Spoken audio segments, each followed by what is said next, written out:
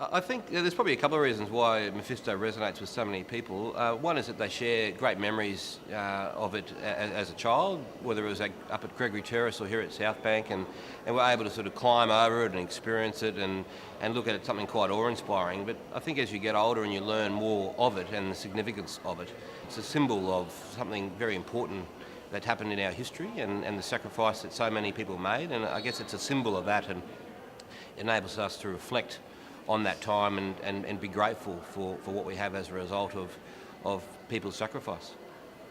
Mephisto, well, I love the connections that it makes.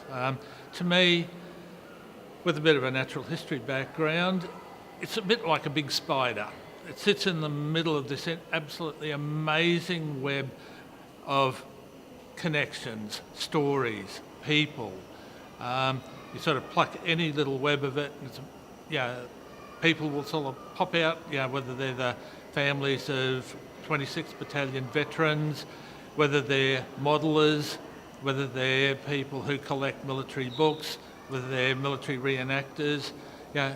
This is the incredible array of sort of more specialised people, but there's the general public as well. The mums and dads, and particularly the relatives of 26th Battalion veterans. I think the rarity of Mephisto, even during the war, even though the Allies produced hundreds, if not thousands, of armoured vehicles, tanks, the Germans only created 20 of these A7Vs. Mephisto is one of them. So this tank was rare in 1918, and today it's even a more rare bird because it's the only surviving example. I think that's something, it's such a unique survivor from the Western Front.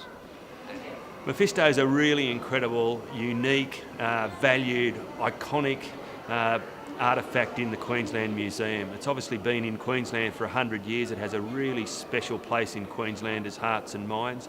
It obviously sat outside the old museum for 50 years and many Queenslanders grew up recognising it as one of the great parts of the Queensland Museum. So it has a really unique perspective for Queenslanders in terms of what a museum is, what a museum collects and what it should be. So Queenslanders really own Mephisto in many ways. It's really important for us to display Mephisto and be able to show Mephisto to Queenslanders in a new way in its setting around the war in an Anzac Legacy Gallery. I think we're very lucky to have something like this to tell a history of Queensland that's very unique. Mephisto is a unique object. It's the only surviving World War I German tank, and I think it's appropriate that it has a special place at the museum. In order to be able to house it, we really needed to have a gallery that was worthy of the tank, and so we set about putting together a World War I gallery. We didn't want the gallery to be just about war, though. We wanted it to really be about Queensland, because when you think about Mephisto, it's had two histories. One is a battlefield history, which was only 8 or 10 months long, and the majority of its history's been here in Queensland. In fact, 98 of the last 99 years Mephisto's been in our state. So we wanted a gallery that would tell that story of Mephisto both as a battlefield object but also as a Queensland object.